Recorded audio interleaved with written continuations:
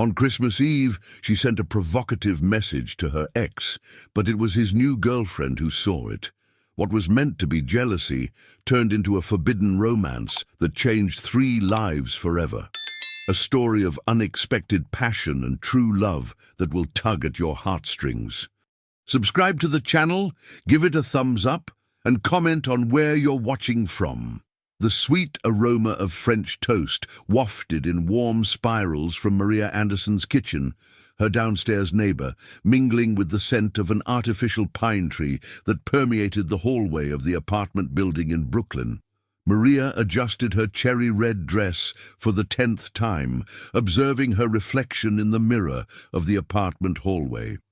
At 38, she maintained the elegant posture of someone who grew up among the traditional families of New York, but her brown eyes betrayed a storm that had been brewing for months.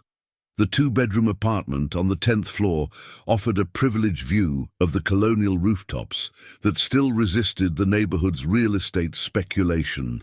The white walls displayed her own framed landscaping projects, rooftop gardens for corporate buildings, revitalized plazas in the downtown area, backyards transformed into urban oases. Each project carried her signature. Maria always managed to find life where others saw only concrete. 3 wasted years, she murmured, picking up her phone from the coffee table. The illuminated screen showed the last conversation with David, her ex-boyfriend, dated 2 weeks ago. 2 weeks since she discovered, through a photo on his sister's Instagram, that he was already with another woman. Not just any woman. It was someone he had introduced as a work friend, at least 3 social events that Maria could remember. The early fireworks of Christmas Eve began to explode outside, each bang echoing between the buildings like cannon fire. Maria closed her eyes, trying to control the anger that burned in her chest like embers. David Johnson, a 41-year-old advertising executive, owner of that easy smile that won over clients and, apparently, women.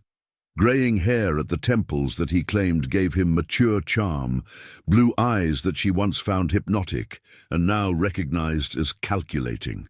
He said I was possessive, Maria spoke to the empty apartment, her voice echoing among the modern light wood furniture she had chosen herself, that I didn't understand the pressures of his job.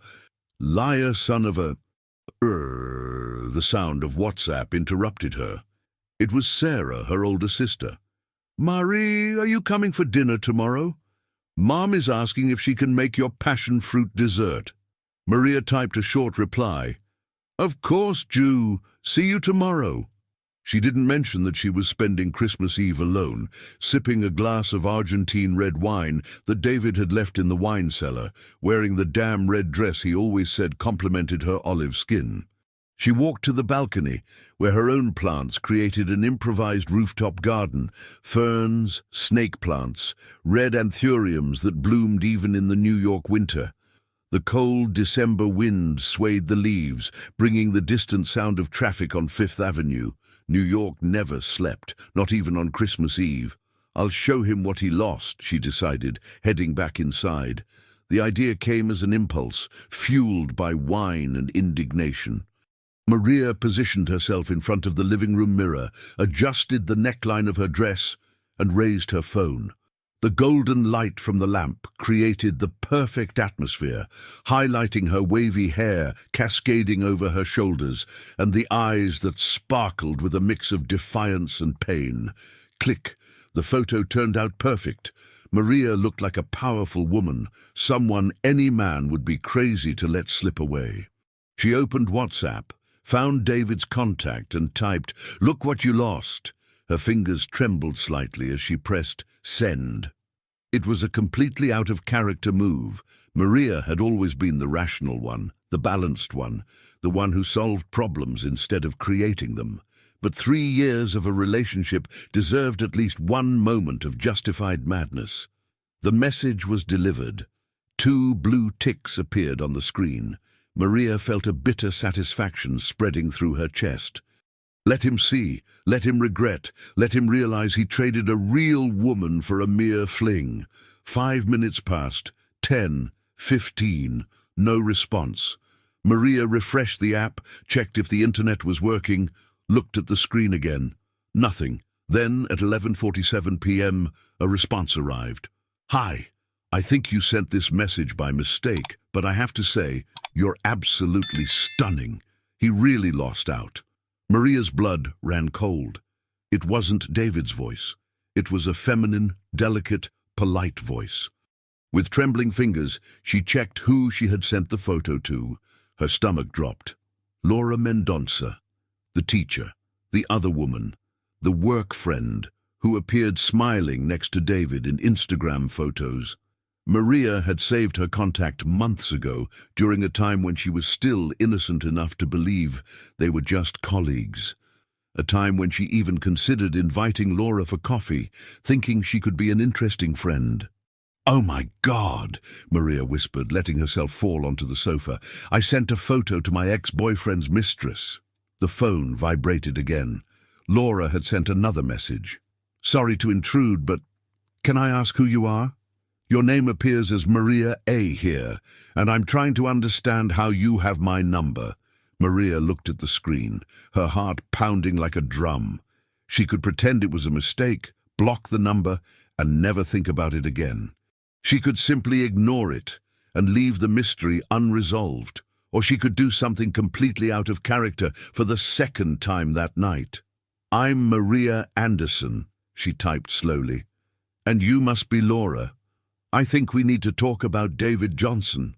The response came almost instantly.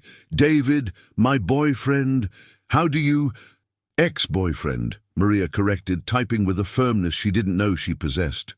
"You're also, I imagine. Or did you know he was with me for 3 years?" The digital silence stretched for long minutes. Maria could imagine Laura on the other side of the city, probably in her apartment in the Upper East Side, processing the information. Finally, a new message appeared. 3 years? That's impossible. We've been together for 8 months, and he said he was single for over a year." Maria laughed, a bitter sound that echoed through the empty apartment. "Welcome to the club of women deceived by David Johnson. Apparently, we are more numerous than we thought."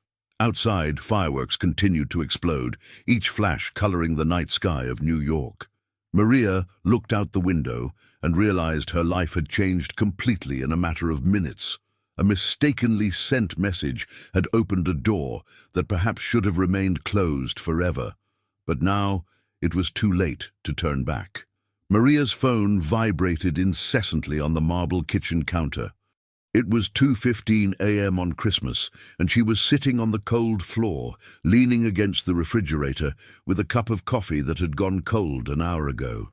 On the other side of the screen, Laura Smith was pouring out 3 years of carefully constructed lies by David Johnson. "He told me you were married," Maria typed, her fingers flying over the keyboard, "that you were just co-workers, that you were going through a difficult divorce, and he was helping as a friend." "Married?" Laura's response came loaded with indignation. "I've been divorced for 5 years, and God, Maria, he told me you were his ex-sister-in-law, that you had a platonic friendship because you were married to his brother who died in an accident." Maria felt her blood boil. "His brother is alive and lives in New Jersey. He's an accountant and has 3 kids." The conversation had started 3 hours earlier with mutual accusations. Laura had initially defended David, insisting there was some misunderstanding. Maria, in turn, had fired off a series of screenshots of conversations, photos from trips they took together, receipts for expensive gifts he had given her. Gradually, reality began to unfold like a macabre mosaic of manipulation and lies. "He has a scar on his left shoulder," Laura typed, trying one last verification. "He said it was from an emergency surgery when he was a teenager." "Bad tattoo he had removed with laser," Maria corrected immediately. "On his right shoulder. He made up the surgery story because he was embarrassed to admit he tattooed the name of an ex when he was 20. The silence that followed was deafening. Maria imagined Laura in her home, probably an apartment in the Upper East Side, from the references she made to the restaurants in the area. She imagined a woman deconstructing 3 years of memories, just as she herself was doing. "Maria?" The message came after long minutes. "Do you have pictures of him? I want to make sure we are talking about the same person." Maria hesitated. It was an invasion of privacy, but at that point, David had violated much more than that. She selected a recent photo, taken 2 months ago at lunch at Le Bernardin. David was smiling at the camera, holding a glass of wine with his arm around Maria's shoulders. He was wearing the blue shirt she had given him as a birthday gift. "Jesus Christ," came the response. "It's him, exactly him. I have an almost identical photo, taken last month at the same restaurant. He's wearing the same shirt." Maria felt her stomach churn. The blue silk shirt, with subtle vertical stripes. "I gave it to him." "No," Maria typed with trembling fingers. "I gave it to him. I bought it in Brooklyn, at the store next to the pharmacy, because he commented that he liked the style in the window."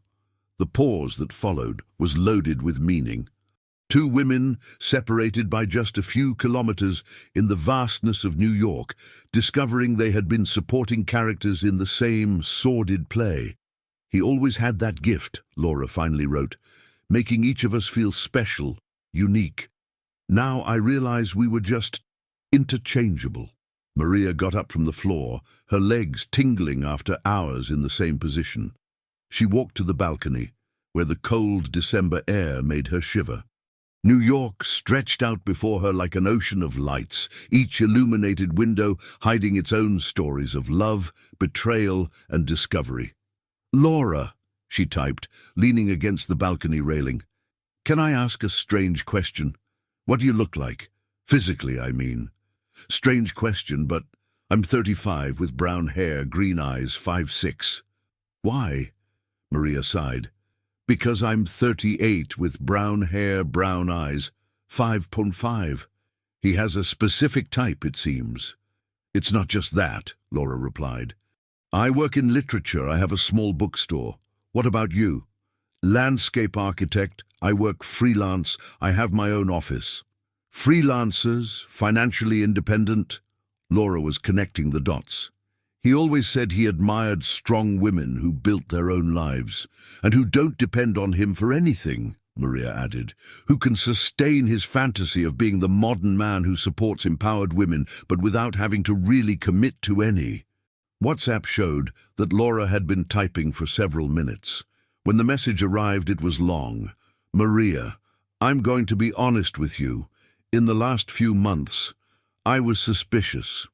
He would go days without responding to messages, always had important meetings on weekends, never took me to meet his family.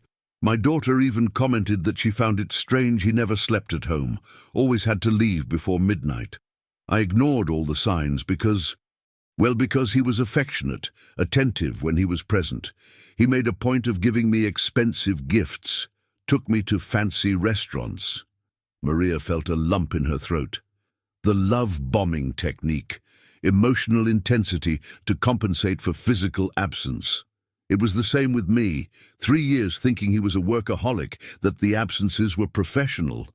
I never questioned why he never slept here on weekends. Weak, because he always had family commitments when I suggested meeting his mother. Did you ever meet the family? Never. There was always an excuse. And you? Me neither. He said his mother was very conservative, that it would be better to wait for a more appropriate moment for formal introductions. Maria laughed, a humorless sound that echoed through the quiet dawn. You know what's the most painful part? It's not just the betrayal. It's the realization that we were never really important to him. We were side projects, compartmentalized entertainment.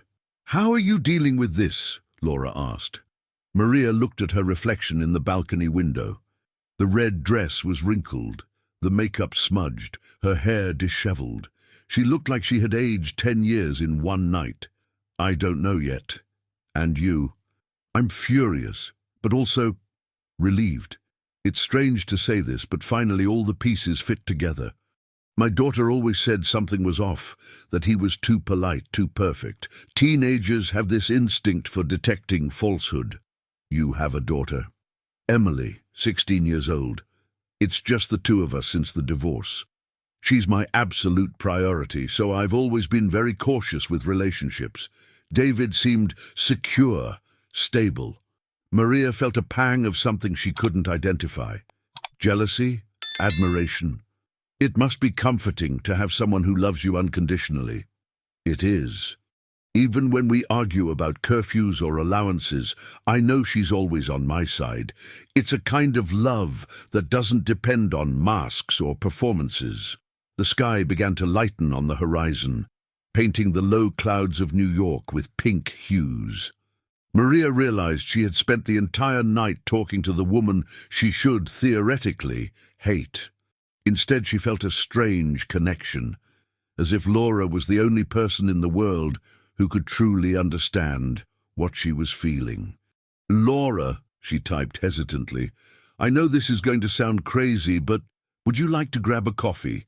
In person, I mean. Not today, obviously, it's Christmas, but maybe after the holidays." The reply took a while to come, but when it did, it brought something Maria didn't expect. "I was going to suggest the same thing. I think we have a lot to talk about." The cafe on Main Street was bustling for a Monday afternoon, January 8th. Maria arrived 15 minutes early, as she always did, and chose a table in the back, away from the windows facing the street. Her hands trembled slightly as she adjusted her brown leather bag on the back of the chair. She had changed her outfit 3 times before leaving the house, finally opting for a white linen blouse and dark jeans. Casual but elegant. The aroma of freshly brewed coffee mingled with the sound of low conversations and the clinking of porcelain cups. Maria ordered a latte and watched the door, her heart beating out of sync. During the 2 weeks since Christmas, she and Laura had exchanged messages sporadically. Nothing too personal, just updates about discoveries related to David. He had tried to contact both of them on New Year's, but they decided together to completely ignore him. At 3:05 p.m., the cafe door opened, and Maria recognized her immediately. Laura Smith was exactly as she had imagined, but also completely different. In the Instagram photo, she seemed distant, almost ethereal. In person, she had a more solid, real presence. Wavy brown hair fell over her shoulders, framing a face with delicate but determined features. Green eyes scanned the room until they found Maria's. "Maria?" Laura asked, approaching the table with a hesitant smile. "Laura." Maria stood up, extending her hand, but Laura surprised her with a quick, warm hug. She smelled of verbena and something floral that Maria couldn't identify. "Sorry for the delay. Hellish traffic in Central Park," Laura said, taking off her grey wool coat and hanging it on the chair. "Did you order?" "Just a latte. I was too nervous to eat anything." Laura laughed, a genuine sound that immediately relaxed the atmosphere. "Me too. My daughter found this whole situation very strange. Mom, are you going to have coffee with your ex's ex? Isn't that a bit weird?" Her words. "Smart girl. Your daughter." Maria smiled. "My sister practically said the same thing, just with more words." The waiter approached, a young guy with curly hair and a white apron. "What can I get for you, ma'am?" "A latte, please." "And do you have that berry cheesecake?" Laura asked. "We do. Would you like one too?" He looked at Maria. "Why not?"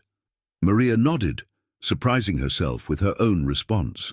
She usually avoided sweets in the late afternoon. When they were alone again, an awkward silence settled between them. Maria stirred her coffee with a spoon, while Laura watched the flow of people on the street through the window. "So," Maria began, searching for the right words, "how are you dealing with all this?" Laura sighed, leaning back in her chair.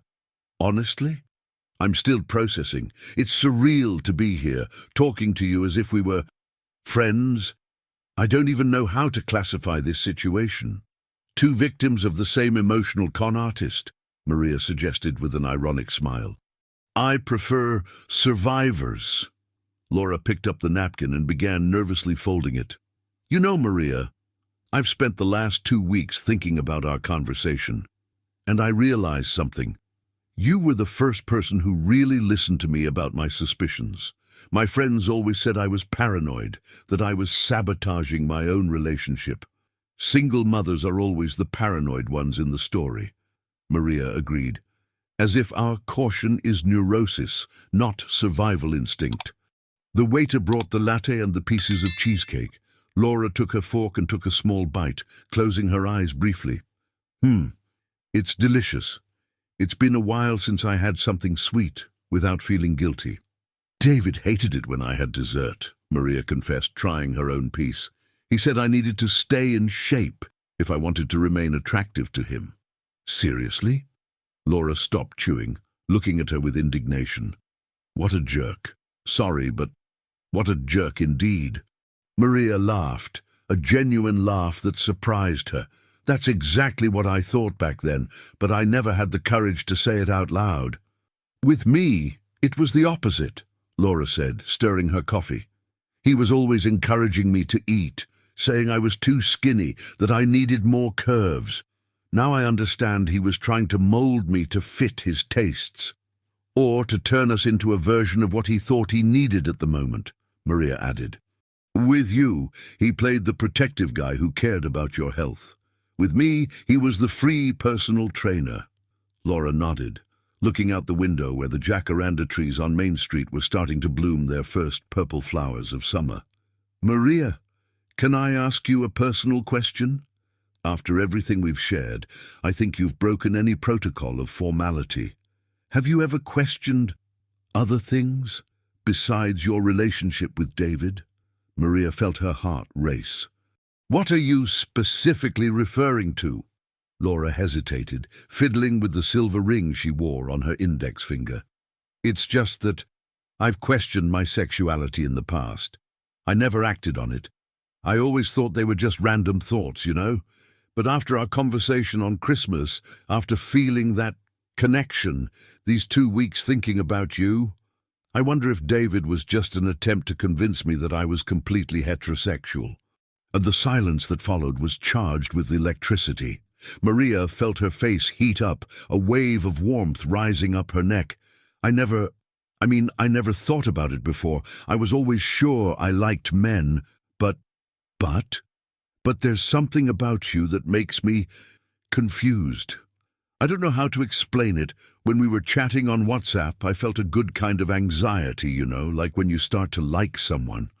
Laura smiled, a small but genuine smile. I felt the same thing. And it scared me a lot. Did you tell your daughter about this? God, no. Emily already thinks this friendship of ours is strange enough. If I say I'm questioning whether I have any attraction to you, she'll think I've completely lost it. Maria laughed nervously. My sister has asked me 3 times if I turned lesbian after David, as if it were a conscious decision, like changing cell phone plans. And what did you say? That I have no idea what I've become or haven't become. That I'm in a no-man's emotional land. Laura reached out her hand across the table, lightly touching Maria's fingers. The contact was brief, but sent an electric shock through Maria's arm. You don't need to have all the answers right now. I don't either. Laura, Maria began, but was interrupted by Laura's phone ringing. Sorry, it's Emily, Laura answered quickly. Hi, sweetheart. What? Now? No, I can't pick you up right now. I'm busy. No, it's not work. Emily, you're 16. You can totally take an Uber. All right, I'll go. Bye. She hung up with a sigh of frustration. Problems with the ex-father-in-law. Emily was at her paternal grandparents' house and apparently there was a nasty argument. She wants me to pick her up. It's okay, I understand, Maria said, trying to hide her disappointment. No, it's not okay. We were in the middle of an important conversation. Laura grabbed her purse, but Maria held her hand. I'll pay. Go take care of your daughter. Maria. Laura hesitated, looking at their hands still intertwined. Would you like to, I don't know, continue this conversation another day? Maybe somewhere more private? Yes, Maria replied without hesitation. Definitely yes. Saturday afternoon. I can make lunch at home. Emily will be with her dad. Perfect. Laura wrote down the address on a napkin and stood up, grabbing her coat. But before leaving, she leaned in and kissed Maria's cheek, lingering a few seconds longer than necessary. "See you Saturday," she whispered, and left the cafe, leaving Maria alone with a whirlwind of feelings she had no idea how to process. Laura's apartment in the Upper East Side was exactly as Maria had imagined, cozy, filled with books and plants, with large windows letting in the golden afternoon light. Reclaimed wood shelves occupied almost all the walls of the living room, filled with volumes ranging from classics of Brazilian literature to contemporary international novels. The scent of rosemary and basil came from the small herb garden on the balcony, mingling with the aroma of shrimp risotto that Laura was preparing in the open kitchen. "Your home is beautiful," Maria said, observing the details while Laura stirred the risotto. "Very you." "Very me how?" Laura asked, smiling over her shoulder. "Intellectual yet warm, sophisticated but unpretentious." Maria moved closer to the stove, watching Laura's precise movements with the wooden spoon. "Can I help? Could you open the white wine over there on the counter? I picked a Chilean Sauvignon Blanc that pairs well with seafood." Maria opened the bottle, her fingers brushing against Laura's as she handed her the glass. Again, that electric shock, that warmth rising up her arm and spreading through her chest.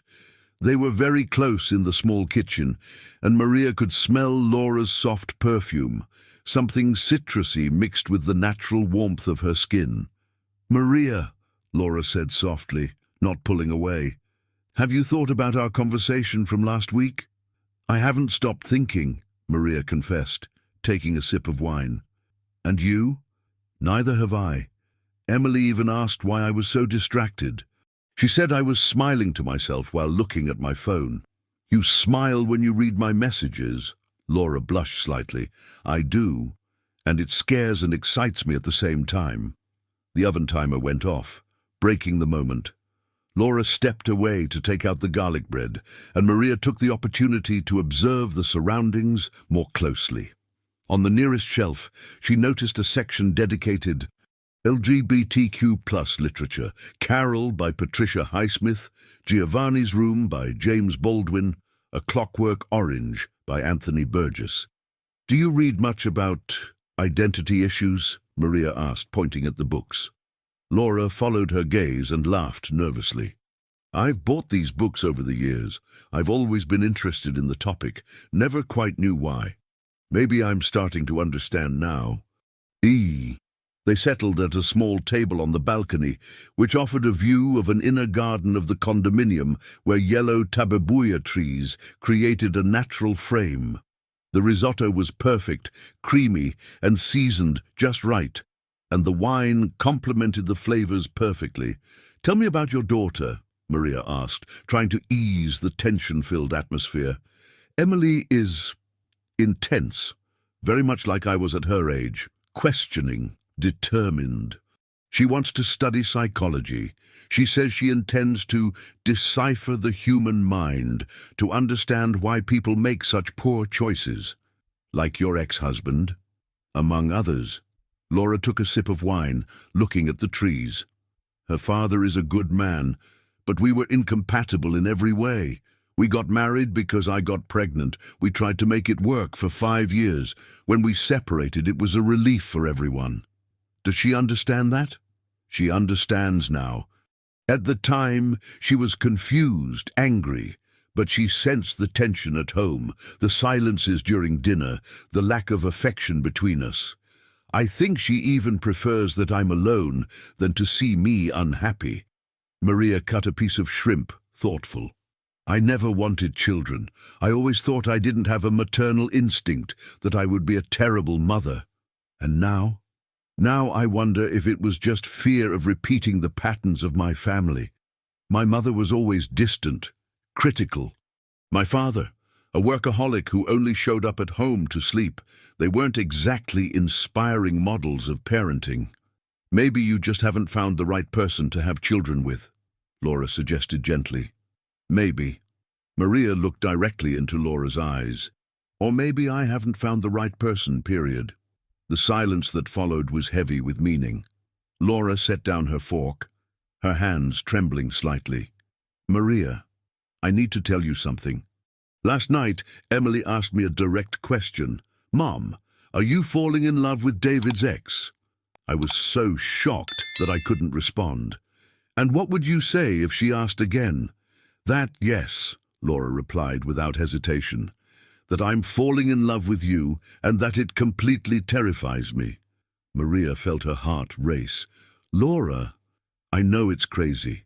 We met under bizarre circumstances. We've only been talking for 2 weeks. And I've never been with a woman. But Maria, when I look at you, when we talk, when you laugh, I feel something I've never felt with any man. Not with my ex-husband. Not with David. Maria stood up from the table and walked to the balcony railing, watching the garden below where children were playing in the condominium pool. You know what's the scariest part? It's that I feel the same way, and I have no idea what to do with that. Laura approached, standing beside her on the balcony. We don't have to do anything yet. We can just explore what we're feeling. How? In response, Laura gently touched Maria's face, turning her towards her. They stayed like that for long seconds, looking into each other's eyes, the tension growing between them like a magnetic force. "Can I kiss you?" Laura whispered. Maria closed her eyes and nodded. The kiss was soft at first, almost hesitant, lips touching carefully, as if made of crystal. But when Maria responded, intertwining her fingers in Laura's hair, the intensity increased. It was different from any kiss Maria had ever given, softer, more connected, as if two souls were recognizing each other. When they parted, both were breathing heavily. "My God," Maria whispered. "That was perfect," Maria completed. Laura smiled, but soon the expression changed to concern. "And now?" "Now?" Maria hesitated, the weight of reality crashing down on her. "Now we have to deal with the fact that our whole lives may have changed in the span of 5 seconds. The sound of the intercom interrupted them abruptly. Laura frowned, looking at the clock. "Strange. I'm not expecting anyone." She walked to the intercom and answered. On the other side, a familiar male voice made Maria's blood run cold. "Laura? It's me, David. I need to talk to you. It's important." Laura looked at Maria with panic in her eyes. "He shouldn't even know my address." "Don't answer," Maria whispered urgently. "Don't let him up." "David, this isn't a good time," Laura said into the intercom, trying to keep her voice steady. "Laura, please. I know you're with Maria. I saw her car in the garage. You need to clear this situation up before you do something foolish." Maria felt the world spin. How did he know she was there? How did he get the address? And what exactly did he mean by foolish? 5 minutes, David continued. Just 5 minutes to explain everything. You are being manipulated by false information. Laura looked at Maria, who shook her head vigorously. "No, David, I'm not opening the door. And if you don't leave right now, I'm calling the police." "All right," came the response, but the tone was dangerously calm. "But Maria, if you're there, you should know that your sister Sarah is very worried about your new friendships. It might be interesting for you to talk about what this could mean for the family business." The intercom clicked off, leaving a heavy silence in the apartment. Maria sank onto the sofa, her face pale. "How does he know about my sister? How does he know about the business?" Laura sat beside her, taking her hand. "Maria, what business? You never told me you worked in the family business." "Because I don't work there," Maria explained, her voice trembling. "My family has a construction company, but I've always insisted on keeping my office independent. Sarah always wanted me to join the partnership, but I refused. They fund some of my bigger projects." "And does David know about this?" "I've mentioned it a few times, casually, but I never gave details." Maria looked at Sarah, fear growing in her eyes. Sarah, what did he mean by false information, and how the hell did he find out where you live? Before Sarah could respond, Maria's phone rang. It was Emily. With trembling hands, Maria answered. Maria, where are you? I need to talk to you urgently.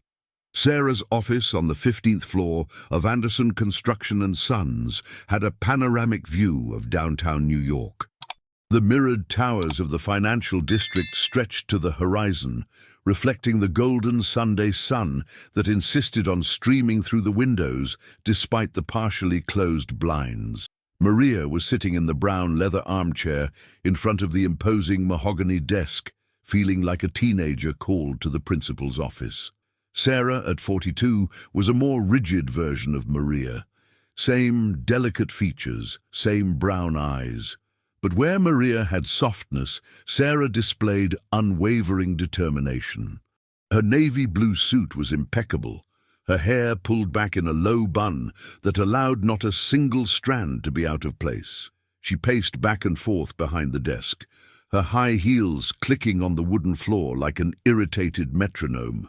Maria, I'll be direct because you've always been too smart for beating around the bush, Sarah began, stopping to face her sister.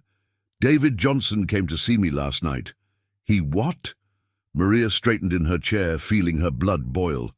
He showed up at my place, said he was worried about you, that you were going through a tough time after the breakup and making questionable decisions. What kind of questionable decisions? Maria asked, although she already knew where the conversation was headed. Sarah sighed, finally sitting down in the executive chair. He said you're getting involved with a woman, his ex-girlfriend, to be specific. That you two are creating a fantasy to cope with the pain of betrayal. Maria laughed, a bitter sound that echoed through the spacious room. And you believed him, the man who cheated on me for months? I believed my own observations, Sarah retorted, crossing her arms. Maria, you've been different these past 2 weeks, distant, evasive. Last week when I asked about your plans for the weekend, you lied to me. You said you were staying home, but I saw your location on Find My iPhone. You were in the Upper East Side. Maria felt a wave of anger rising in her chest. Are you tracking me? I'm worried about you, and apparently I had reason to be. Sarah leaned forward, her tone becoming softer, but no less determined. Maria, I understand that you're hurt, confused. David was a jerk, no doubt about it, but that doesn't mean you need to question your entire sexuality because of him. Sarah, you have no idea what you're talking about. No? Then explain it to me. Tell me what's going on in your head, because from where I'm standing, it looks like you're having a premature midlife crisis. Maria stood up, walking to the window.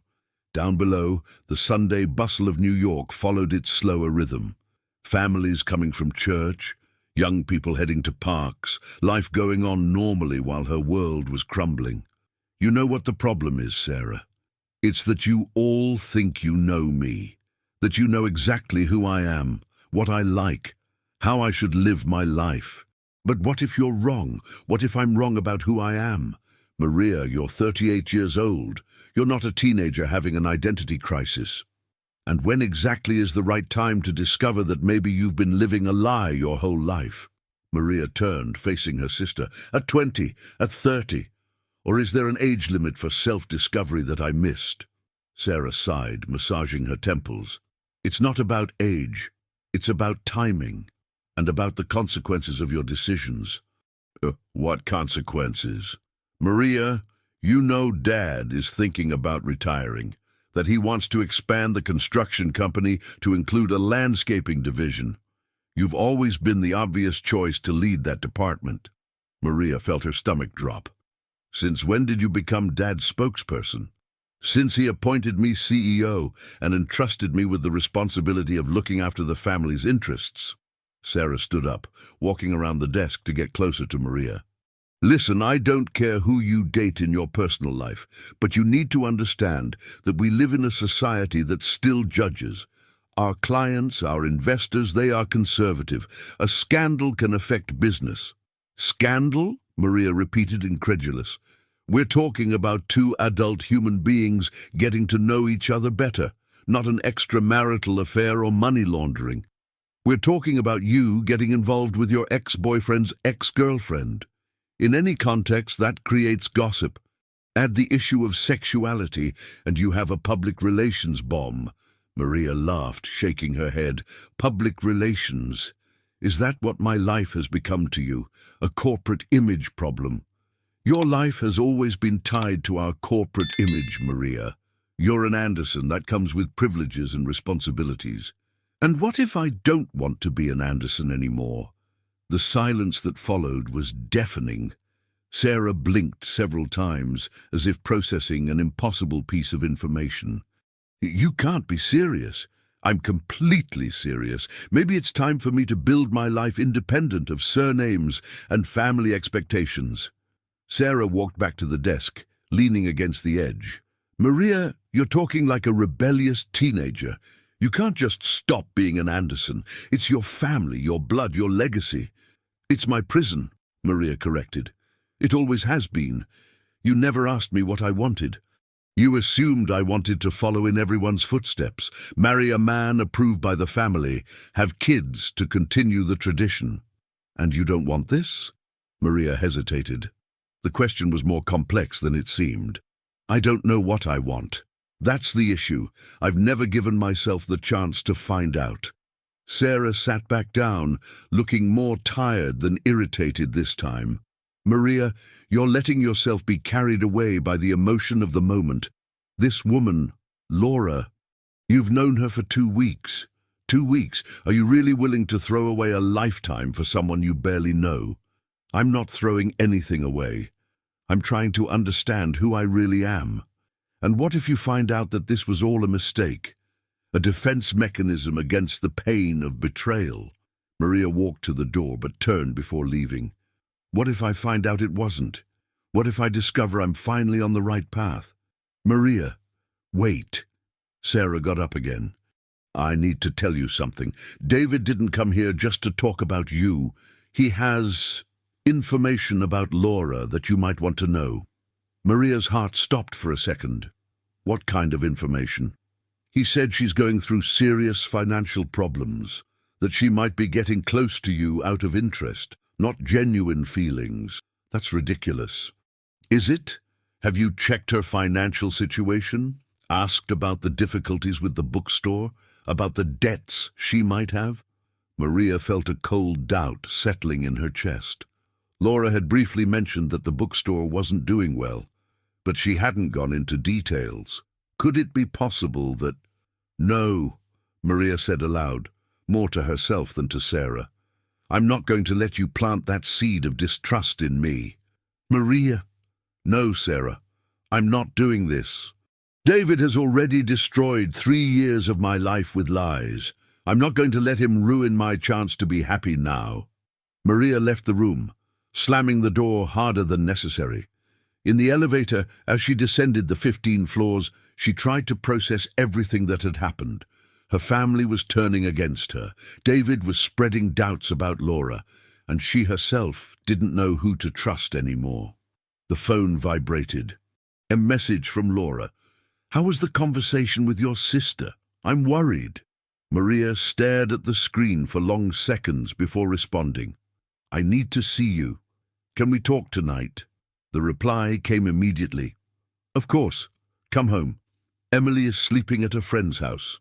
As the elevator reached the ground floor, Maria made a decision. Regardless of what David had told Sarah, regardless of family pressures, she needed to find out the truth for herself. And the truth began with an honest conversation with Laura, but in the back of her mind a little voice whispered Sarah's words. 2 weeks. You've only known her for 2 weeks. The fine January rain transformed New York into a blurred watercolor of yellow and red lights.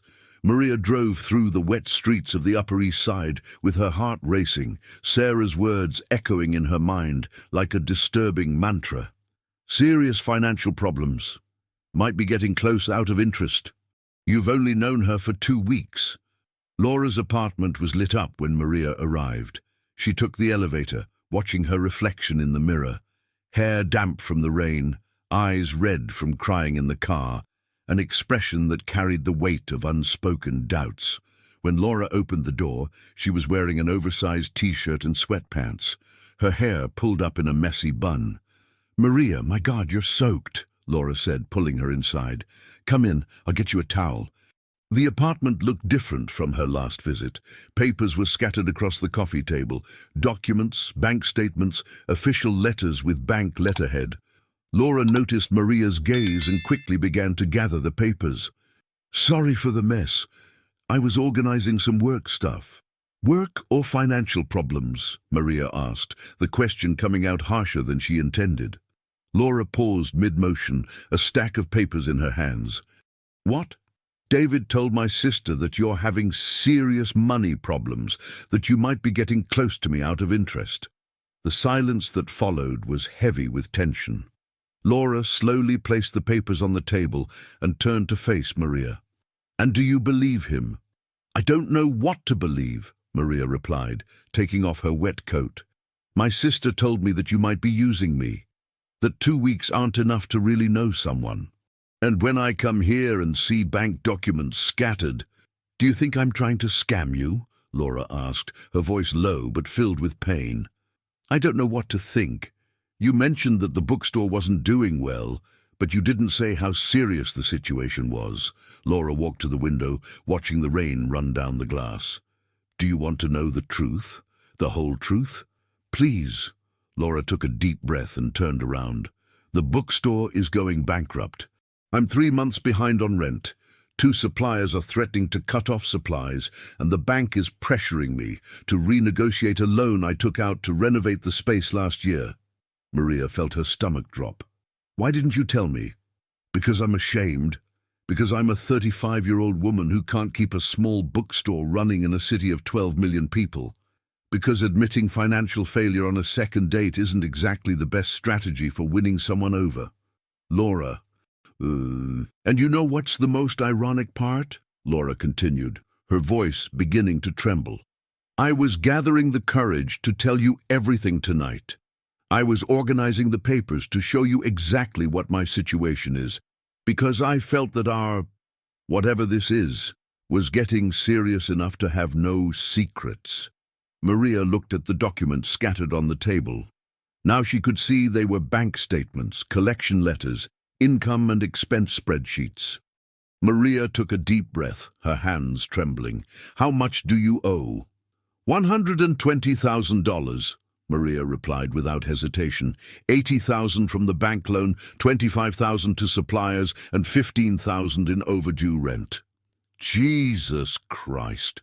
Exactly. I'm not exactly the profile of someone who would be interested in scamming people. I'm more like someone who urgently needs financial therapy. Maria sat down on the couch, processing the information. How did it come to this? Maria sat beside her, leaving a safe distance between them, a combination of naivety and bad luck. When I opened the bookstore 3 years ago, the publishing market was booming. I invested heavily in inventory, renovated the space and hired an employee. Then the pandemic hit, businesses closed for months, people started buying online, and I was left with a pile of unsold books and bills to pay. And the loan? I took it out last year thinking I could turn things around. I transformed half of the bookstore into a cafe, thinking that diversifying the business would help. But the cafe market is also saturated, and I had no experience. Maria observed Maria's face, looking for signs of deceit or manipulation. She found only exhaustion and vulnerability. Why didn't you close the bookstore? Because it's my dream, Maria. I know it sounds childish, but I've wanted to own a bookstore since I was a child. My grandmother had one in New Jersey. I spent all my childhood vacations there, organizing shelves, reading behind the counter, listening to conversations about books. When she died and the family sold the bookstore, I promised myself that one day I would have my own. Maria felt her chest tighten. It wasn't manipulation. It was genuine passion, mixed with stubbornness and a dose of nostalgia that anyone could understand. Does your daughter know about the situation? Not the details, but she senses it. Emily is smart. She sees that we don't go out to eat anymore, that I cancelled cable TV, that I'm always tense when the bills arrive. She even offered to work at the bookstore on weekends for free. But you didn't let her. Of course not. She's a teenager. She should be having fun, not solving her mother's financial problems. Maria stood up and walked to the table, picking up one of the bank statements. The numbers were even worse than Maria had described. The account had been overdrawn for 2 months. Maria, you need professional help, an accountant, a financial consultant. I don't have money to pay for consulting. What if I... No, Maria interrupted firmly. Don't even think about it. But I could... Maria, stop. It's not your responsibility to solve my problems. And if you do that, you'll always wonder if that's what motivated me to get close to you. Maria paused, looking at Maria. She was right. Any financial help at that moment would cast a permanent shadow over their relationship. So, what are you going to do? Maria sighed, running her hands through her hair. I have a meeting on Tuesday with the bank manager. I'm going to try to renegotiate the terms, maybe get more time to sort things out. If that doesn't work, I'll have to close the bookstore and sell the apartment to pay off the debts. And Emily? We'll have to move to something smaller, cheaper, maybe the East Side, where rent fits a literature teacher's budget. Maria felt a wave of protectiveness rising in her chest, an impulse to fix everything immediately. But she understood that Maria was right. She couldn't interfere financially without compromising the authenticity of their feelings for each other. Maria, can I ask you a very direct question? Sure. Did you get close to me knowing I had money, that my family has a construction company? Maria looked her directly in the eyes. Maria, when you sent that message by mistake on Christmas Eve, I didn't even know your last name. I found out you were an architect in our first conversation. I only learned about your family last week when you casually mentioned your sister Sarah. Until today, I had no idea how much money you have or don't have. But now you know my family has a construction company. I do. And do you want to know what my first reaction was? Fear. Fear that you would discover my financial situation and think I was after your money. Fear that the class difference would be an insurmountable obstacle between us. Maria sat back down next to Maria, this time closer. And do you think it is? I don't know. You have to tell me. Can you accept a woman who might lose everything she has in the coming months, who might have to move to a 2-bedroom apartment in a working-class neighborhood, who is raising a teenage daughter alone amid a financial crisis? Maria took Maria's hand, intertwining their fingers. Can you accept a woman who has never worked a day in her life to survive, who has always had financial security guaranteed by her family, who until last week didn't even know she was questioning her own sexuality? Maria smiled for the first time that night. When you put it that way, we're just 2 very lost people trying to find each other. Maybe that's exactly what needs to happen.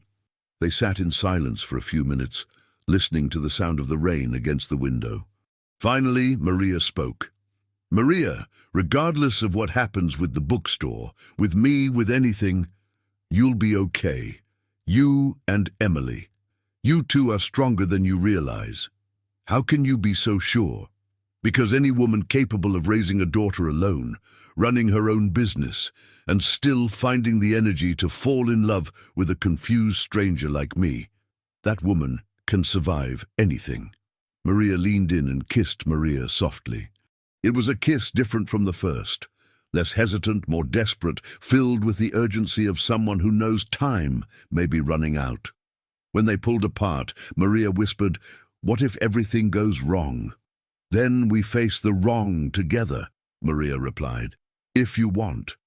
Outside, the rain began to lessen, but inside, a storm of feelings and uncertainties was just beginning. March arrived in New York with its stuffy afternoons and a sky constantly threatening rain. Maria was in her office in Brooklyn, trying to concentrate on the landscaping project for a condominium in New Jersey when David Johnson, her partner for 8 years, entered the room without knocking. At 52, David was a practical and straightforward man with always messy grey hair and glasses that he usually wore hanging around his neck. "Maria, we need to talk," he said, closing the door behind him with more force than necessary. "Good morning to you too, David," Maria replied, not taking her eyes off the computer screen where she was adjusting the positioning of Royal Palms in a 3-dimensional project. "We lost the Brookfield contract." This made Maria lift her head. Brookfield Properties was one of the office's biggest clients, responsible for almost 40% of the annual revenue. "What do you mean we lost? The presentation meeting was last week and it went well." David threw himself into the armchair in front of Maria's desk, taking off his glasses and massaging the bridge of his nose. "They said they decided to go in another direction. But Jose Roberto from Project Coordination gave me an off-the-record version." "What was it?" "That they received concerning information about the stability of our partnership, that you were going through personal issues that could affect your ability to deliver." Maria felt her blood boil. "Personal issues like what, specifically?" "Marie, you know I don't meddle in your private life. I never cared if you were dating, married or single. But when your personal issues start affecting our office—" "David, answer my question. What information reached them?" David hesitated, clearly uncomfortable. "They said you were getting involved with— how can I put this? Situations that could generate reputation problems." "Situations, I see." Maria leaned back in her chair, crossing her arms. "You can say lesbian, David. I won't turn to stone." "Jesus, Maria, it's not about that." "It's exactly about that. Someone spread that I'm involved with a woman, and now I'm an unstable and problematic person." "Are you involved with a woman?" Maria looked at her partner, weighing whether to be honest.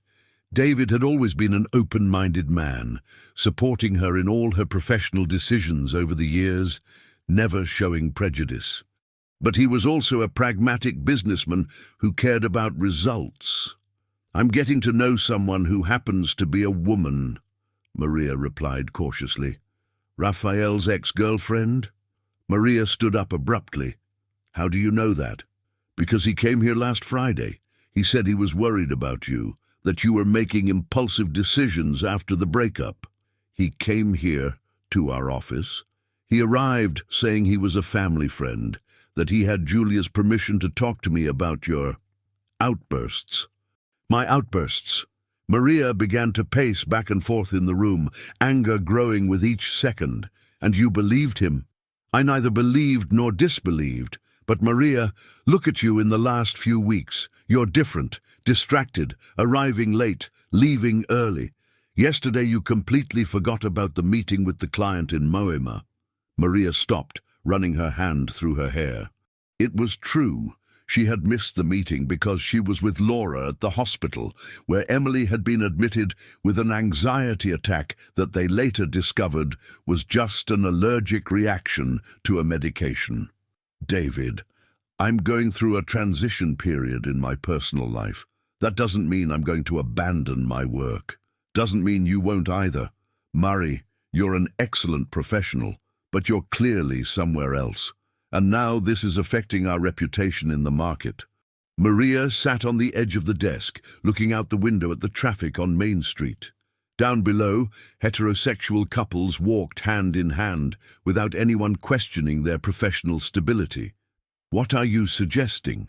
"That we have an honest conversation about what's going on, and that you decide whether you want to resolve your personal life or maintain our partnership." "Are you giving me an ultimatum?" "I'm suggesting you take a few weeks to think. Go to your family's house in the countryside, rest, gain perspective. When you come back, we can talk about the next steps." "And what if I don't want to take forced leave?" David sighed, putting his glasses back on. "Then maybe it's time to reconsider our partnership." The silence that followed was heavy. Maria and David had built the office together, overcoming economic crises, client losses, supplier problems. It was more than a business partnership. It was a years-long friendship. David, are you ending our partnership because I'm involved with a woman? No, I'm suggesting a pause because you're engaging in a destructive relationship with anyone, regardless of gender. Before Maria could respond, her phone rang. It was Laura. Maria, can you come here quickly? Something happened. What happened? Are you okay? I am, but... Maria, someone broke into the bookstore last night. They took the computer, the sound system, and destroyed half the stock. Maria felt the world spin. How? Why would someone do that? The police said it might have been vandalism, but Maria... They didn't take the cash from the register. It was little, but it was there. And they specifically destroyed the books in the LGBTQ+ section. It seems intentional. I'm going there now. Maria hung up and looked at David, who had heard part of the conversation. I have to go.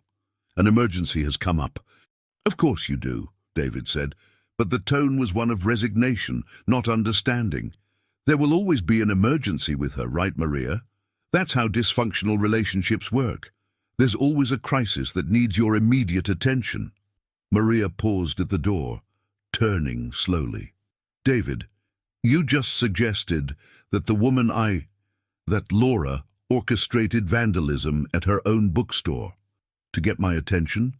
I'm suggesting that you think about the timing of these emergencies and how they always happen when you need to make important decisions about your professional life. Maria looked at the man who had been her work partner and friend for almost a decade. She saw doubt in his eyes, but also genuine concern. Could he be right? Was she being emotionally manipulated? I'll think about what you said, she finally replied, but I need to go now. As she drove through the congested streets toward the Upper East Side, Maria couldn't shake off Robert's words. And Sarah's and David's, all saying in different ways that she was being manipulated, that she was making wrong decisions, that Maria wasn't trustworthy. But when she arrived at the bookstore and saw Maria sitting among the destroyed books, silently crying as she tried to salvage the volumes that could still be saved, Maria felt something she hadn't felt in months, the absolute certainty that she was in the right place. Maria, she said softly, kneeling beside her among the wreckage. Maria looked up, her eyes red from crying. Maria, they destroyed everything. 5 years of work, gone in one night. Maria pulled Maria into a hug, feeling her tremble in her arms. And in that moment, all the doubts planted by David, Sarah, and Robert seemed small compared to the real pain of the woman she was learning to love. We'll rebuild, Maria whispered. Together, we'll rebuild everything. But even as she spoke, a part of her wondered if she was making the right promise to the right person at the right time. The police station on Main Street smelled of brewed coffee and old paper. Maria had been sitting in uncomfortable plastic chairs for 2 hours, waiting for Detective John Smith to finish reviewing the security footage from the neighboring building to the bookstore. It was Thursday, 3 days after the vandalism, and the investigation had taken an unexpected turn. We managed to identify the culprits, the detective said, returning to the room with a brown folder in hand. Smith was a middle-aged man with a graying mustache and a tired expression of someone who had seen it all. 2 young men, apparently hired for the job. Hired? Maria asked, sitting up straight in her chair. Yes, and here's where it gets interesting. Smith opened the folder, showing printouts of the security footage. They were dropped off at the scene by a man in a black Corolla. We got a partial license plate and cross-referenced it with other data. Ladies, do you know a David Johnson? Maria felt her blood run cold. He's my ex-boyfriend. Why? Because the car is registered in his name, and according to the cell phone data, he was in the area at the time of the crime. Maria stood up abruptly. David had my bookstore vandalized? We're still investigating, but the evidence points in that direction. We've already issued a temporary arrest warrant. They're looking for him now. Maria looked at Maria, seeing shock and anger alternating on her face. Why would he do this? Revenge is the most obvious motive, Smith replied, or an attempt to sabotage your relationship. From the reports we have, he didn't take the end of the relationships with either of you well. What reports? Maria asked. I received a call from your sister, Mrs. Anderson. She said David had contacted her several times in the past few weeks, always asking about you, about your whereabouts, about who you were seeing. Maria felt a wave of nausea rising in her stomach. Sarah didn't tell me he kept contacting her. Maybe she didn't want to worry you, or maybe she didn't realize they were suspicious conversations until now. Maria began to pace back and forth in the small room. Detective, does this mean he was stalking us? That he knew about our friendship? Based on the evidence, yes. In fact, we found GPS tracking equipment in his car. It's possible he placed a tracker on one of your cars. Maria automatically grabbed her bag, searching for her car keys. How do we know if my car is being tracked? We'll check that right now. Did you bring your vehicle? An hour later, in the police station parking lot, the technician found a small magnetic device glued to the chassis of Maria's car. She looked at the object the size of a coin, feeling a violation that went beyond the physical. It was psychological, emotional. How long could this have been here, she asked. Hard to say. It could have been placed weeks ago, the technician replied. These devices have batteries that last up to 2 months. Maria sat on the parking barrier, putting her head in her hands. Maria, this means he knew where you were all the time, knew when you came to my house, when we went out together. And that's probably how he knew my address, Maria finished, feeling nauseous again. Remember that afternoon when he showed up at your intercom? He had been following me. Maria's phone rang. It was Sarah. Marie, where are you? I need to talk to you urgently. I'm at the police station. David has been arrested. I know. I'm on my way there. Don't leave where you are. Maria hung up and looked at Maria. My sister is coming. Maria said softly, I think we need to talk about something. Last night when you left, I kept thinking about everything that happened, and I remembered something. What? The day we met at the cafe, you said you were too nervous to eat. I thought it was cute at the time, but are you sure it was just nerves, or did you already suspect someone was following you? Maria paused to think. Indeed, in the weeks leading up to their meeting, she had felt a strange sensation several times, as if she were being watched. She had attributed it to post-breakup paranoia. I think subconsciously I knew something was wrong, Maria admitted. Several times I felt like someone was watching me. I thought it was just my impression. Female instinct, Maria said bitterly. We always know when something isn't right. All right, but we were taught to ignore our intuition. 15 minutes later, Sarah arrived at the precinct driving as if she were escaping from something. She got out of the car before even turning off the engine and ran towards Maria. Maria, thank God you're okay, she said, pulling her sister into a desperate hug. I'm fine, Sarah, but you knew that David was still looking for you? Sarah stepped back, her face red with embarrassment. He called me almost every day. He said he was worried about you, that you were making dangerous choices. I thought he really cared, and you believed him. At first, yes, he seemed genuinely concerned, but in the last few weeks the calls got weirder. He wanted to know details about your routine, about where you were temporarily living. Temporarily living? Maria asked, looking between the two sisters. Maria sighed. I haven't told you yet. It's been hard to stay in my apartment with all this family pressure.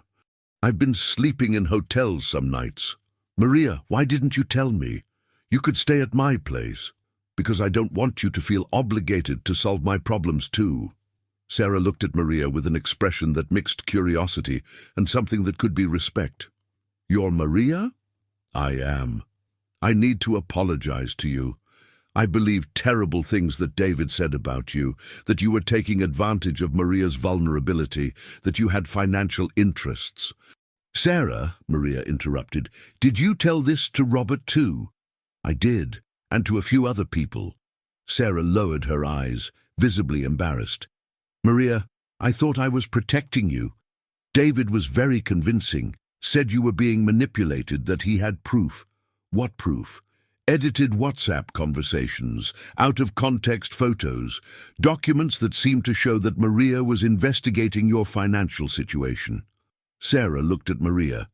Now I realize that it was all false, that he probably made all this up to convince us.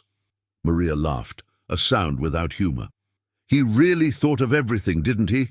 It wasn't enough to ruin our relationships individually. He wanted to make sure we wouldn't find comfort in each other. Why? Maria asked, more to herself than to the others. Why so much effort to destroy us? Because men like David can't stand losing control, a male voice answered from behind them. They turned to see Detective John Smith approaching. We managed to interrogate him. Want to know what we found out? The three women fell silent, waiting. David Johnson has a history. He's done this before with other women. Multiple simultaneous relationships, psychological manipulation, stalking when the relationships end. We have at least 3 other victims willing to testify. Other victims? Maria repeated, feeling the ground disappear beneath her feet. 1 in New Jersey, 1 here in New York. The pattern is always the same. Long relationships with financially independent women, maintaining multiple relationships, and systematic stalking when they discover the truth. Maria sat on the wall again, this time looking more relieved than shocked. So, it wasn't anything we did wrong, it was his pattern. Exactly. And you two were the first to unite instead of turning against each other. That completely frustrated his plan. Maria looked at Sarah, then at Emily. Slowly, the pieces of the puzzle began to fit together. The manipulation hadn't started after the relationships ended. It had lasted for years. David had planted seeds of insecurity, jealousy, and distrust throughout the time he had been with each of them. Detective, Sarah asked, is he going to stay in jail? For now, yes. Vandalism, stalking, use of tracking devices without authorization. Depending on what we find out about the other victims, more charges may be added. Gee. When they left the precinct, the sun was setting over New York, painting the sky in orange hues that reflected off the windows of the buildings. Maria, Emily, and Sarah stood on the sidewalk, processing everything that had happened. And now? Emily asked. Maria looked at her, then at Sarah. Now we try to rebuild what he destroyed, and learn to trust each other again. Sarah approached Emily, extending her hand. Emily, I'd like to get to know you properly. No lies, no manipulations, just getting to know who my sister chose. Emily shook Sarah's hand, smiling for the first time in days. I'd really like that. Maria looked at the 2 most important women in her life and felt for the first time in months that maybe she was finally on the right path. The month of August brought the typical dry winter of New York, with chilly mornings that soon gave way to sunny afternoons and starry nights. The bookstore Between the Lines, as Maria had renamed the space after the renovation, was unrecognizable compared to the vandalized place from March. The walls were now painted in earthy tones that Maria had suggested, creating a cozy atmosphere that matched the new reclaimed wood shelves and the hanging plants that transformed the space into a fusion of a bookstore and an urban garden. Maria was kneeling in the small backyard garden, planting herbs among the rows of lavenders that bloomed despite the cold. Her hands were dirty with soil, her hair pulled back in a messy ponytail, and she wore a worn-out t-shirt she had borrowed from Emily. 6 months after they had met in person, she practically lived in Emily and Sarah's house, although she still officially kept her apartment in Brooklyn. "Mom, Maria is talking to the plants again," Emily shouted from the kitchen, where she was preparing brownies for the book launch event that night. "It's because they grow better with conversation," Maria replied loud enough to be heard, eliciting laughs from both Emily and Maria, who was organizing the books in the children's section. The dynamic between the three had developed naturally over the months. Emily, initially skeptical about her mother's relationship, had become one of Maria's biggest advocates after she helped the teenager with a science project on urban sustainability. The girl now worked at the bookstore on Saturdays, not out of financial necessity, but because she enjoyed the environment and the independence the small salary provided. "Maria," Laura called from the back door, "Robert has arrived. He's at the cafe." Maria took off her gardening gloves and entered the bookstore, where she found her former partner sipping a cappuccino at one of the tables Laura had set up among the shelves. Robert looked more relaxed than the last times they had seen each other, his greying hair neatly cut and wearing a light blue dress shirt that made him appear younger. "Hi, Robert. How are you?" "Well, Maria. Better than the last time we met." He stood up, giving her a quick hug. "This place is amazing. Very different from what I imagined." Maria sat at the table, accepting the coffee Laura brought without her needing to ask.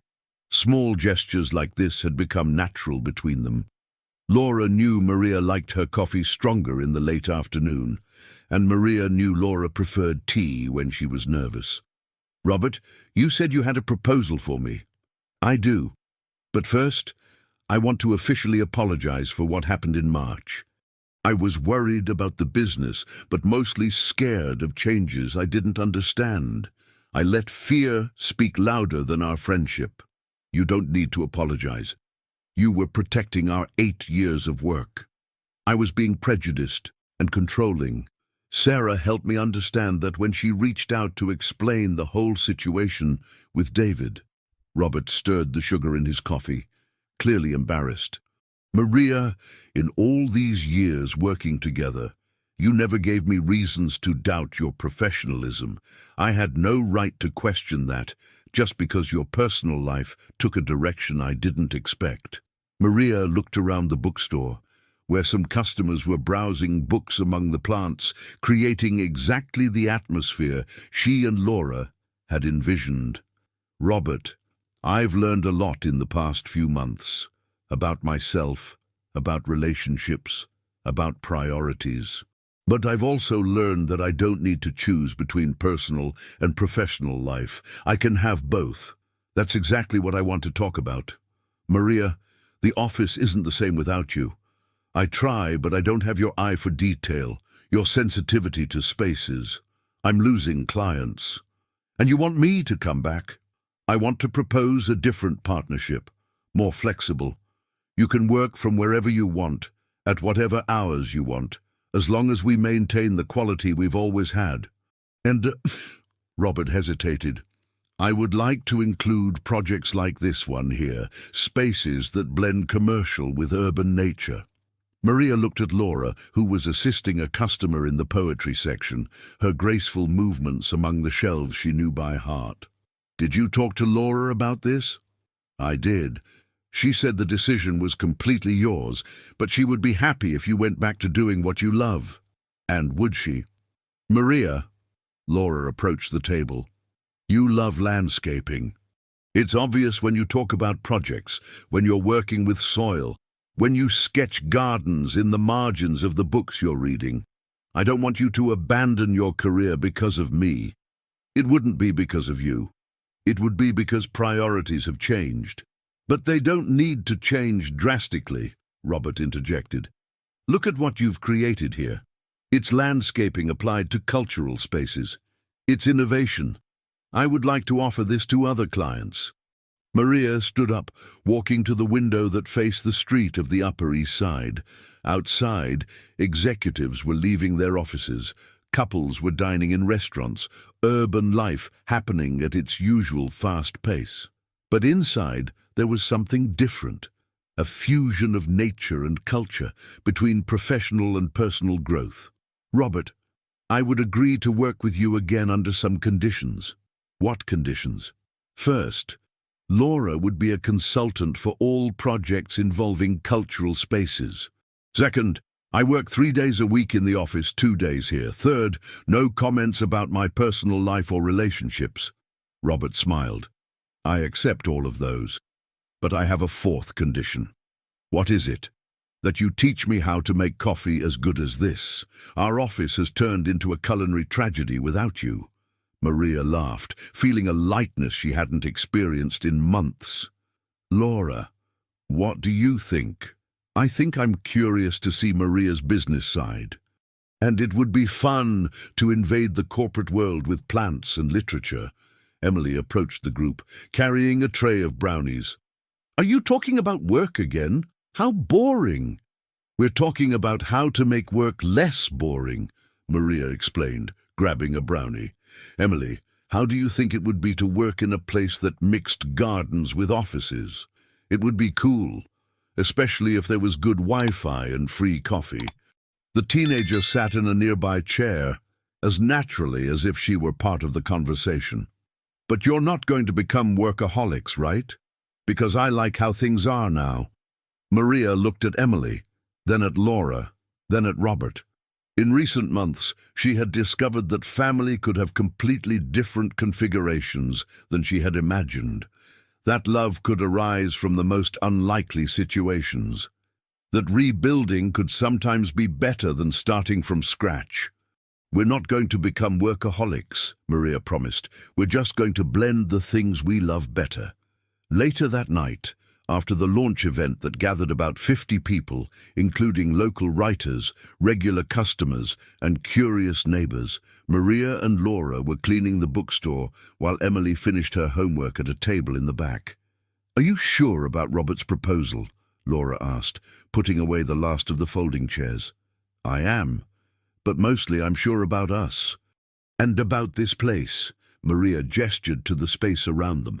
You know, when I was a child, I always imagined that adulthood would be more linear. Study, work, marry, have kids, retire. I never imagined I would discover who I really am at 38. And who are you? Maria pulled Laura closer. She leaned in close, kissing her softly.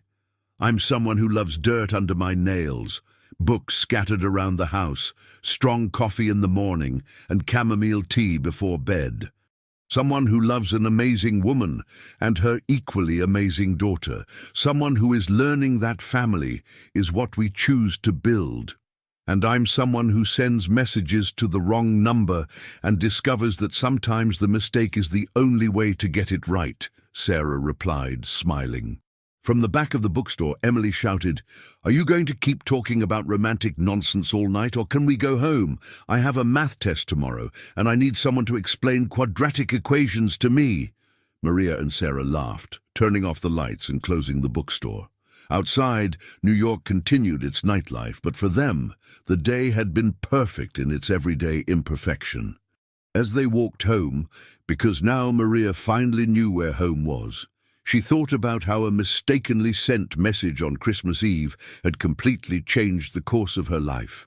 Sometimes, she thought, the best gifts come wrapped in circumstances we would never consciously choose, but they result in exactly what we always needed, without knowing.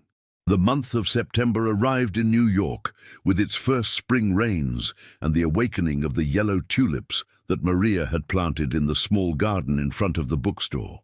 It was Thursday, September 21st, exactly 9 months since the mistakenly sent message that had changed their lives forever. Maria woke up before the alarm, as had been happening in recent weeks, watching Sarah sleep beside her in the bed they now officially shared since she had sold her apartment in Brooklyn. The house in the Upper East Side had truly become theirs. Sarah's office in the second bedroom now also housed Maria's drawing table, where she developed landscaping projects that blended urban sustainability with cultural spaces, a specialty that had become highly sought after the success of the bookstore's renovation. The plants that Maria had brought from the old apartment spread throughout the rooms, creating an atmosphere that Emily described as urban forest home. "Good morning," Sarah murmured, opening her eyes and finding Maria already awake. "Are you nervous?" "A little," Maria admitted, stroking Sarah's hair. "And you?" "Terrified," Sarah replied, smiling, but in a good way. It was the day of the official opening of the bookstore's expansion. After 6 months of planning, They had managed to rent the neighboring space and create Between the Lines Cafe and Garden, an environment that combined a bookstore, gourmet cafe, and indoor garden, also offering workshops on urban gardening and sustainability. The project had been partially funded by a loan that Maria secured with personal guarantees, and partially by a crowdfunding campaign that surprised everyone by raising $40,000 in just 2 months. "Mom, Maria, are you going to stay in bed whispering all day, or are you going to have coffee?" Emily shouted from the kitchen.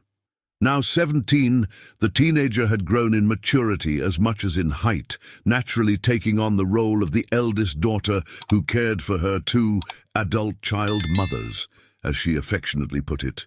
In the kitchen, Emily had prepared a lovely table with freshly brewed coffee, French bread, homemade passion fruit jelly that Sarah had brought the night before, and a small bouquet of flowers she had picked from the garden. On the table were 3 identical envelopes. "What's this?" Maria asked, picking up one of the envelopes. "Letters," Emily replied, serving coffee for all 3.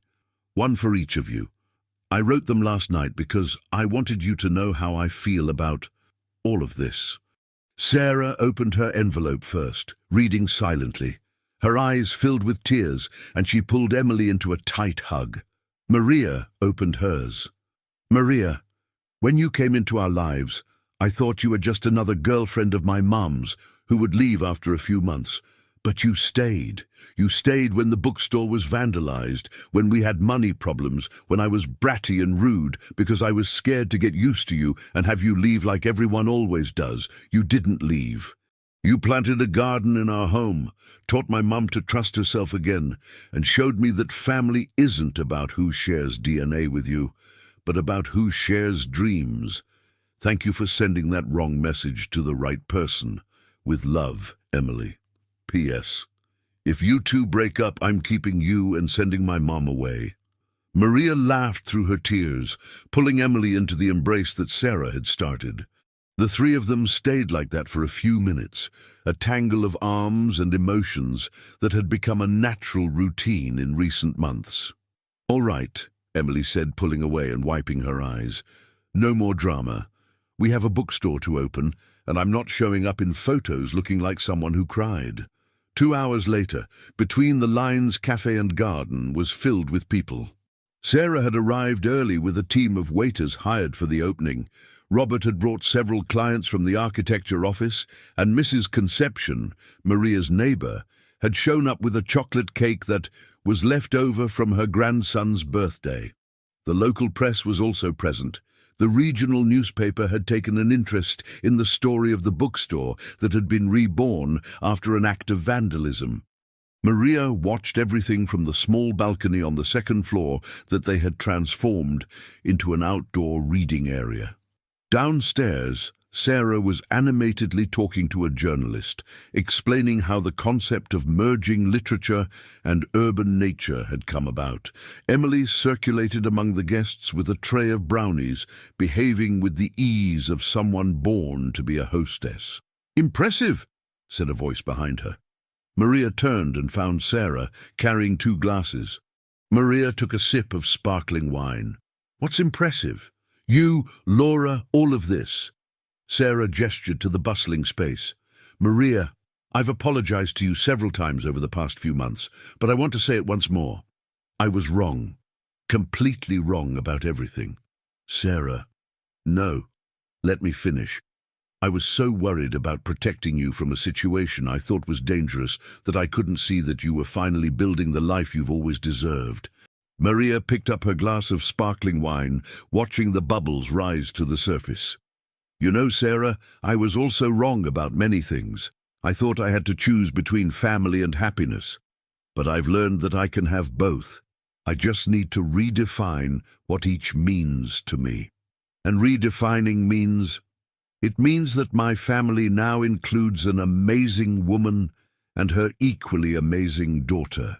It means that happiness isn't a permanent state, but moments like this built with people I choose to love." Sarah smiled, toasting with Maria. "To redefining, then. To redefining." They were interrupted by Robert, who came up the stairs carrying a large package. "Maria, Laura asked me to deliver this to you," he said, slightly out of breath. "She said to open it now, in front of everyone." Maria went down to the ground floor, where Laura had stopped talking to the journalist and was now watching her with a nervous smile. The guests gradually stopped their conversations, forming a circle around Maria. "Laura, what is this?" "Open and find out." Maria tore the wrapping paper, revealing a framed canvas. It was a painting by Laura, something Maria didn't know she did, depicting the garden of the bookstore in delicate watercolor. But in the lower right corner there was something handwritten. "Maria Anderson, will you marry me? Laura." The silence that followed was broken by Emily's enthusiastic applause. "Finally! I was wondering when you two would make this official." Maria looked at Laura, then at the painting, then back at Laura. "You're proposing to me at a bookstore opening in front of 50 people, through a watercolor?" "I am. And if you say no, you'll ruin my opening party." Maria laughed, tears streaming down her face. "Laura Smith, you're completely crazy. Is it a yes or a no?" Maria pulled Laura in for a long kiss, accompanied by the applause and whistles of the guests. When they separated, she whispered in Laura's ear, "It's a yes to everything, to marrying, to building a life together, to being an official family." "And to mortgaging the house to expand the business?"